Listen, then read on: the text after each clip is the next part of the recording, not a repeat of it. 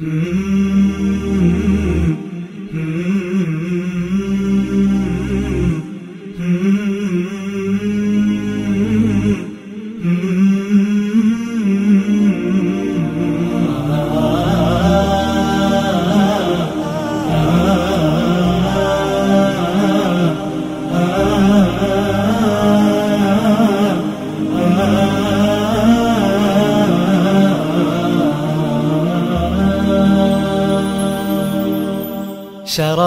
الحب يعرف بالمذاق وما كل السقاة له بساق شراب الحب يعرف بالمذاق وما كل السقاة له بساق أحب الله عن أدب وصدق ولا أرضى سوى التقوى خلاق شراب الحب يعرف بالمذاق وما Bismillahirrahmanirrahim. Assalamualaikum warahmatullahi wabarakatuh. Alhamdulillah wassalatu wassalamu ala Rasulillah wa ala alihi wa sahbihi wa man walah wa la hawla wa la quwwata illa billah. Para hadirin dan para penyimak Mahdharah TV, alhamdulillah pada kesempatan hari ini dalam serial mengenal surah kita sudah sampai pada surah yang baru, yaitu surah Al-Baqarah. Setelah sebelumnya kita membahas kurang lebih 2 pertemuan tentang surah Al-Fatihah. Maka surah yang ini, yaitu surah Al-Baqarah, adalah surah kedua dalam urutan mushaf. Sebagaimana biasa, ini insya Allah kita akan mengambil metode pengkajian dari kitab Awwalu Marrah Tadabburul Quran karya Syekh Adil.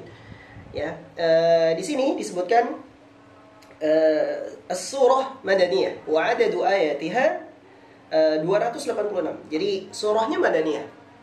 Surahnya madaniyah dan jumlah ayatnya adalah 286. Nah, kemudian masuk ke pembahasan asma'us surah al-mubarakah. Jadi nama surah, nama-nama surah dalam surah Al-Baqarah. Jadi Al-Baqarah punya beberapa nama gitu ya.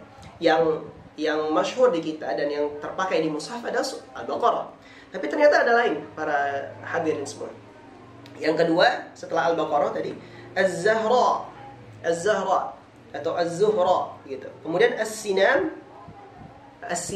sama Al-Fustat. Baru ini sesuatu yang luar biasa, unik ya. Kita baru dengar belakangan ini gitu. Kemudian ada kenapa dinamakan Al-Baqarah, kenapa dinamakan Az-Zahra, kenapa dinamakan As-Sinam, kenapa dinamakan Al-Fustat. Di sini disebutkan, penulis mengatakan li'anna fi qissatil Baqarah a'zamu wa akbaru 'ibratan lil'ibad. Karena di dalam kisah Al-Baqarah, jadi kita tahu nanti di surah Al-Baqarah itu kan ada beberapa kisah, di antaranya kisah Baqarah itu juga ya, sapi betina itu banyak banget pelajaran dan agung banget pelajarannya untuk para hamba-hamba Allah Subhanahu wa taala. Gitu ya. Wahia, yaitu wujubul inqiyad wal istislam li awamirillahi duna talakku atau takalluf. Maksudnya apa? Apa pelajaran yang agung tersebut gitu? Kata Syekh Adil, yaitu wajibnya taat, berserah diri terhadap keputusan-keputusan atau perkara-perkara yang Allah tetapkan tanpa berlama-lama untuk menunaikannya, tanpa merasa berat diri dalam menunaikannya. Nah, kayak gitu ya. Kemudian Az-Zahra lughatan al-mudhi'ah. Al-mudhi'ah itu sesuatu yang, kenapa dinamakan Az-Zahra? Mudhi'ah itu sesuatu yang menerangi ya. Wa summiyat kadzalika li anna tuniru tariqal hidayah fid dunya wal akhirah. Kenapa dikatakan Az-Zahra yang artinya menerangi? Karena surah Al-Baqarah dia menerangi jalan hidayah di dunia ini dan di akhirat. Ya, di dunia ini dan di akhirat. Nah, kemudian As-Sinam secara bahasa itu maksudnya a'lama fi syai'in, fi syai' makanan wa makanatan. Jadi As-Sinam dikatakan surah Al-Baqarah As-Sinam itu karena tinggi secara maknawi dan tinggi secara zahir gitu. Nah, Dikatakan juga as-sinam itu maksudnya sinamul qaum. Sinamul qaum berarti itu syarifuhum. Ya, sinamul qaum berarti orang yang paling terpercaya di dalam kaum itu, orang yang paling diagung-agungkan, orang yang paling dituakan dan dimuliakan di kaum tersebut. Jadi kenapa as-sinam termasuk nama dari surah Al-Baqarah? Karena surah Al-Baqarah aktsaru suratin wurida fiha tafsilul manhaj ar-rabbani li ummah. فهي بمثابة السنام بالنسبة للقرآن. Karena surah Al-Baqarah ini surah yang paling banyak ya tertulis di dalamnya metode hamba-hamba Allah yang Rabbani yang menjadi petunjuk bagi umat kita, umat-umat muslimin gitu. Dan dia secara kedudukan itu seperti sinam. Kalau kaum tadi kan sinamul kaum berarti yang paling syarif, yang paling mulia gitu. Maka kalau dalam susunan surah-surah Al-Quran, maka as-sinam Al-Baqarah itu berarti maksudnya adalah surah yang paling agung. Paling agung. Kenapa paling agung? Itu banyak banget hal yang bisa kita gali. Contohnya ada ayat kursi. Nanti kita akan bahas. Ada ayat kursi. Kita tahu juga nanti akan ada 2 ayat terakhir dalam surah Al-Baqarah. Itu kan sesuatu yang mengangkat value dari surah Al-Baqarah itu sendiri kan gitu. Ya, jadi disebut sinam karena memang kandungannya luar biasa. Ya, seakan-akan dia pemimpin di antara surah-surah yang lain begitu. Kemudian juga al-fustat. Al-fustat itu secara lughah itu al-khimah. Tenda. Tapi tendanya spesifik para jamaah semua kan kakhimati atau kakhimati qaidil ma'rakah allati takhruju minha al-awamir wa ta'limat. Fustat, dikatakan fustat itu kalau kemahnya khusus untuk pemimpin perang. Jadi kayak pemimpin perang yang dimana itu keluar dari kemah tersebut ya perkara-perkara dari Allah dan pengajaran-pengajaran dari Allah. Jadi kedudukannya sebagaimana kemah yang keluar selalu akan adanya perintah-perintah seakan-akan perintah dari panglima perang gitu kan, pengarahan dari panglima perang. Jadi khimahnya itu al-fustat diserupakan dengan surah Al-Baqarah karena melewati pendekatan yang ada di khimah itu tidaklah keluar dari khimah tersebut kecuali adanya perintah dan arahan dari pemimpin perangnya. Pun sama, Al-Baqarah tidaklah keluar dari surah Al-Baqarah sesuatu yang disajikan untuk kita kecuali apa? Al-awamir wa ta'limat. Perintah-perintah dari Allah atau pengajaran-pengajaran dari Allah. Wa summiyat kadzalika li'annaha kal markaz ar-ra'isi alladhi tanbathiqu minha at-tashri'at wal ma'rifah. Karena dinamakan demikian kedudukannya kayak markaz. Markaz itu tempat berpusatnya sebuah perkara gitu ya, yang keluar, yang terpancar darinya itu syariat-syariat dan pengetahuan-pengetahuan. Nah, persis tadi seperti panglima perang yang keluar dari khimahnya, dari mana? Dari kemahnya gitu. Baik.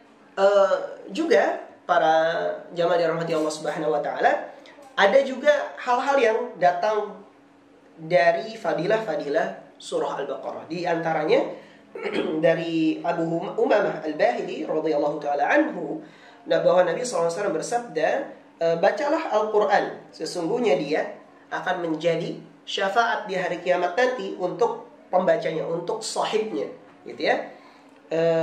Dan bacalah Zahrain, bacalah 2 Zahra.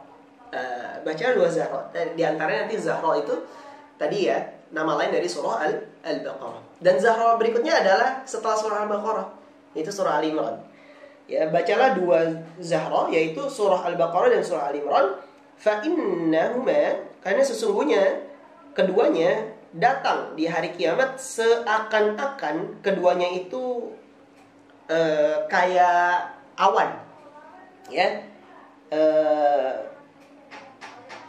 yang kemudian melindungi pembacanya. Kita tahu ya betapa luar biasanya di hari kiamat tentang tentang dahsyatnya hari kiamat. Dan itu nanti akan datang dua surah itu bagi pembacanya, bagi sahibnya, seakan-akan dua surat itu melindungi dari si pembacanya itu.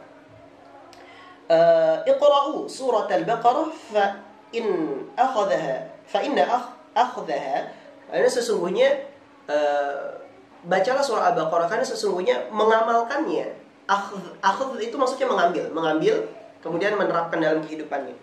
Mengamalkannya merupakan sebuah barokah, dan meninggalkannya wa tarakaha hasratun la tastati'uha al-batalah, dan meninggalkannya merupakan sesuatu yang merugikan begitu. Ini disampaikan oleh Imam Muslim dalam kitab Sahihnya. Dan kemudian juga tentang kandungan di dalam surah Al-Baqarah itu maksudnya ayat. Ya, kita tahu nanti ada ayat paling agung, yaitu ayat Kursi 255 ya. Disebutkan Nabi menyebutkan afdalu ayatin fi kitabillah. Seagung-agungnya ayat dalam kitab Allah itu ini, ayat Kursi. Kemudian kata Syekh, man qara'aha dubura kulla salatin maktubatin lam yamna'hu min dukhulil jannah ila al-maut. Barang siapa yang membaca surah ayat Kursi setelah dia selesai sholat atau di belakang sholatnya dia, jadi dikatakan ketika zikir, waktu zikir, kita zikir, Assalamualaikum warahmatullahi wabarakatuh, Assalamualaikum warahmatullahi wabarakatuh, kemudian zikir, kemudian baca tuh surah ayat Kursi, maka tidak ada yang menghalangi dia dengan surga kecuali mati. Nah, ini jadi sesuatu yang sangat amat dianjurkan para jamaah semua, agar kita membaca surah ayat Kursi ini dalam setiap zikir yang kita lantunkan setelah sholat maktubah, sholat yang wajib, gitu ya. Kemudian juga di sini ada tentang dua ayat akhir dalam surah Al-Baqarah. Di situ disebutkan man qara'a bil ayataini min akhiri surati Al-Baqarah fi lailatin kafatah. Rasulullah SAW bersabda, barang siapa yang membaca di malamnya itu dua ayat terakhir di surah Al-Baqarah, maka dua ayat terakhir dalam surah Al-Baqarah ini akan mencukupinya. Maka Ibnu Hajar dalam Fathul Bari mengatakan kafatah itu maksudnya mencukupi dari apa? Mencukupi dia dari bangun malam. Maksudnya qiyamul lail itu dia akan mencukupi, pahalanya itu akan mencukupi dari qiyamul lail. Jadi begitu agungnya disetarakan dua ayat terakhir dalam surah Al-Baqarah yang kalau kita baca dalam setiap malam kita, itu mencukupi kita dari ibadah di malam hari. Maksudnya qiyamul lail tadi. Kemudian kafatah di sini Imam Ibnu Hajar Al-Asqalani mengatakan thawaban wa ajran, maka dikasih pahala yang banyak dan balasan yang banyak. Baik, para jamaah dirahmati Allah Subhanahu wa taala, demikian mungkin pembahasan kita dalam surah Al-Baqarah ini. Dari nama surat, nama surah kita udah tahu kurang lebih ada 5 ya, 5 atau 4 tadi. Ada Al-Baqarah, ada Zahra, ada Fustat tadi ya, Khimah, kemudian ada As-Sinam dan yang lainnya. Kemudian kita tahu tadi kenapa dinamakan Al-Baqarah, kenapa dinamakan As-Sinam, kenapa dinamakan Al-Fustat, dan begitu seterusnya. Dan kita tahu juga tentang ada ayat teragung dalam surah Al-Baqarah, yaitu ayat Kursi. Dan dua ayat terakhir dalam surah Al-Baqarah akan mencukupi kita di malam hari, dari bangun malam atau maksudnya qiyamul lail, mengerjakan ibadah di malam hari, atau mencukupi kita di malam tersebut dengan balasan dan pahala dari Allah Subhanahu wa taala. Mungkin itu yang bisa disampaikan pada kesempatan hari ini, dan insyaallah kita akan lanjutkan di pertemuan yang akan datang masih dengan tema yang sama, yaitu surah Al-Baqarah. Wallahu ta'ala bis-shawab. Kita akhiri, subhanakallahumma wa bihamdika asyhadu an la ilaha illa anta astaghfiruka wa atubu ilaik. Jangan lupa like dan subscribe. Assalamualaikum warahmatullahi wabarakatuh.